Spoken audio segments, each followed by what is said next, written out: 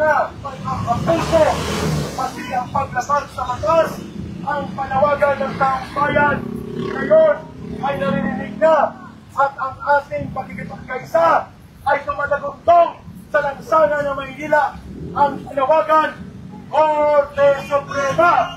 Ipaglaban! Rule of law. Ipaglaban! Korte Suprema. Ipaglaban! Rule of law.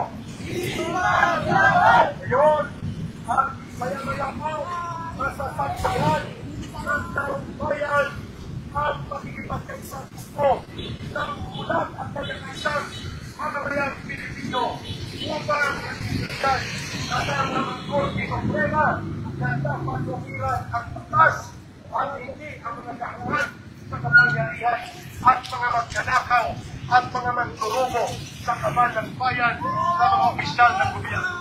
Kaya ngayon, naririnig dito sa lansana ng Maynila ang panawagan ng pagkakaisa ng mamamayang Pilipino, Korte Suprema.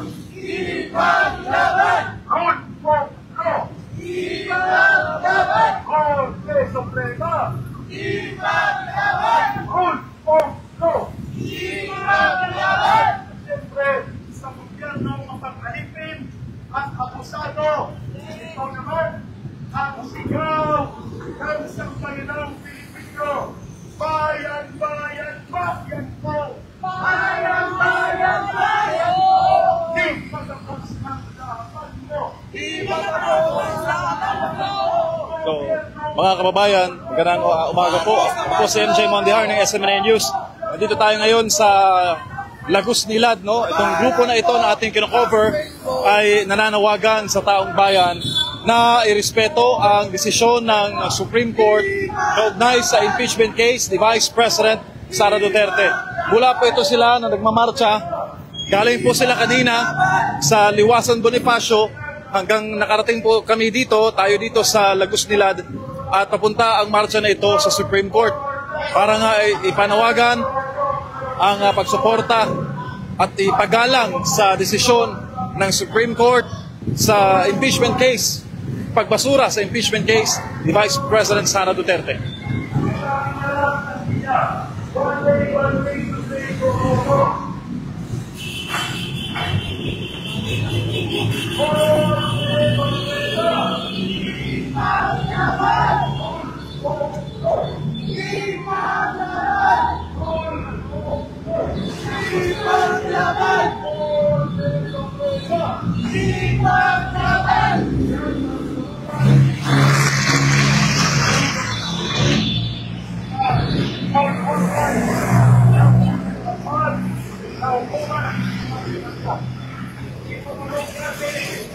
Ang Korte Suprema ang manawagan ng sambayanang Pilipino na kailanman dapat panahihiwala sa ating bayan ay magsisinag ng batas, hindi ng mga gahaman sa poder at kapangyarihan.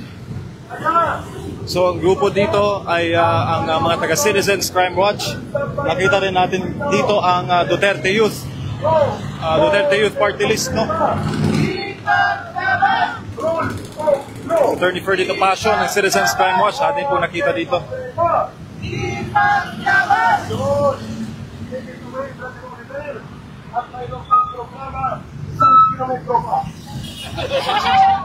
Sir, naka-live tayo sa SMNA News. Sir, ano ang pinaglalaban natin ngayong umaga? Ay pinaglalaban po natin yung pag-uupasala at pag-aalipusta sa ating Korte Suprema na ginampanan lamang ang kanyang constitutional duty sa pag-i-invalidate o pagpapawalang bisa ng impeachment complaint dahil talaga namang garapalan ang constitutional violation.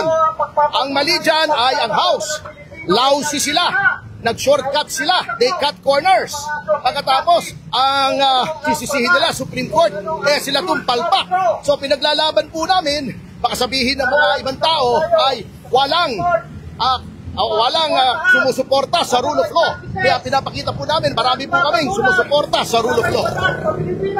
Sir, bakit mahalaga na igalang ang desisyon ng Supreme Court bilang abogado, sir? sapagkat ang kapangyarihan po ng Supreme Court na siya ay maging final arbiter ng mga constitutional issues ay nasa konstitusyon mismo. Kung hindi mo kayang galangin ang pinakamataas na batas dito sa Pilipinas, paano mo gagalangin ang ibang batas? At nakakalungkot, mga mambabatas pa ang mga nangunguna sa pagsasabing dapat wag sundin ang Korte Suprema. Anong klaseng pag-iisip yan? Kahiya-hiya po tayo niyan. Sir, huli na lang, ano ang mensahe ng Citizens Crime Watch sa Supreme Court? Ang mensahe po namin sa aming mahal na maestrado, huwag kayong matakot, nandito po kami. Hindi po namin kayo iiwanan. Ang mga ordinaryong mamamayan ay nasa likuran nyo. At kung kayo po ay patuloy na alipustahin at hindi susundin ang inyong mga order, ang inyong mga resolusyon, ay maghahalo po ang balat sa tinalupan. Kami na po makipaglaban para sa inyo. Maraming salamat. Maraming salamat, sir. Yan po, mga kababayan, si Attorney Ferdy Topacio ng Citizens Crime Watch. At nandito na po kami ngayon, no, banda sa may National Museum. Papunta ito ng Padre Faura, dito po sa Maynila. At ang hindi maririnig, Ang mga nag-attend dito, mga kababayan, ay mga ordinaryong Pilipino na nagbibigay ng suporta sa Supreme Court. Usapin natin itong isa sa mga nandito. Sir, ano ang participation ng Duterte Youth dito sa event? Naka-live tayo sa SM9 News. Alam nyo, ang Duterte Youth ay naging boses ng lampas 2 milyong Pilipino.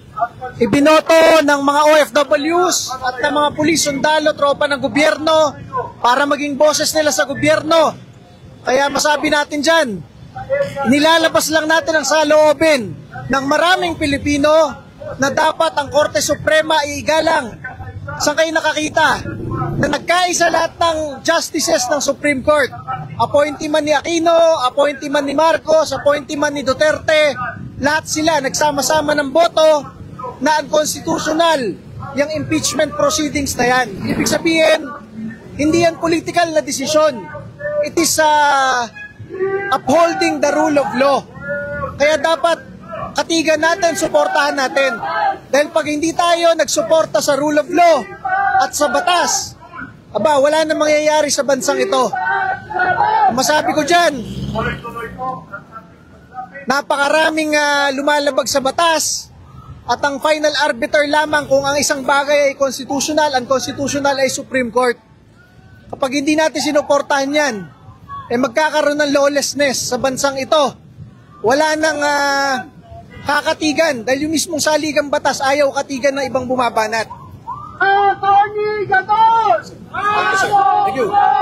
Yan po ang pahayag ni Duterte Youth Chairman Ronald Cardema.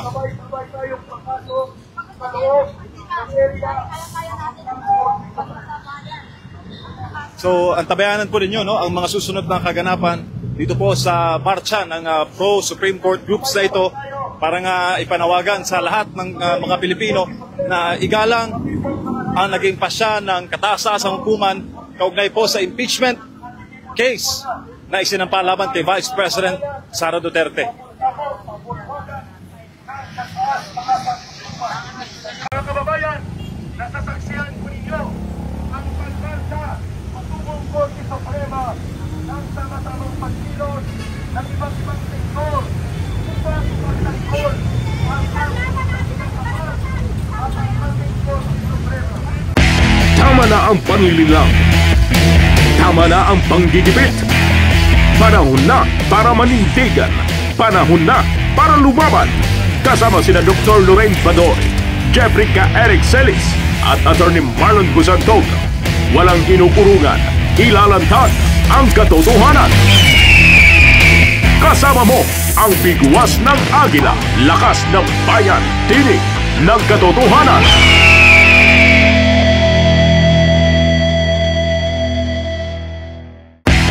Tama na ang panlililang.